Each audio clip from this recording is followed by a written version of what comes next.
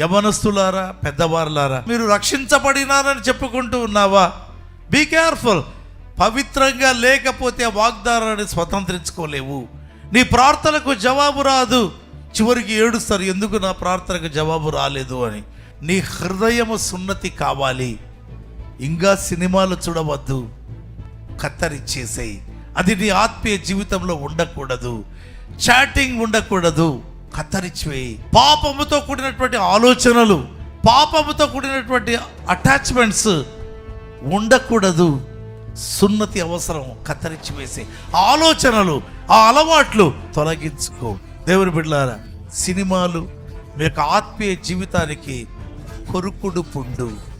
Cancer వ్యాధికి తెలుగులో కొరుకుడు పుండు అంటారు. కొరుకుడు పుండు అంటే తినేస్తూ ఉంటుంది. సినిమాలు నీ ఆత్మీయ జీవితానికి కొరుకుడు పుండు, తినేస్తూ ఉంటుంది నీ ఆత్మీయ జీవితాన్ని. సినిమా పాటలు, సినిమా యాక్టర్లకు ఫ్యాన్లుగా ఉంటారు, తినేస్తూ ఉంటుంది నీ జీవితాన్ని. ప్రభు రమ్మని పిలుస్తున్నాడు.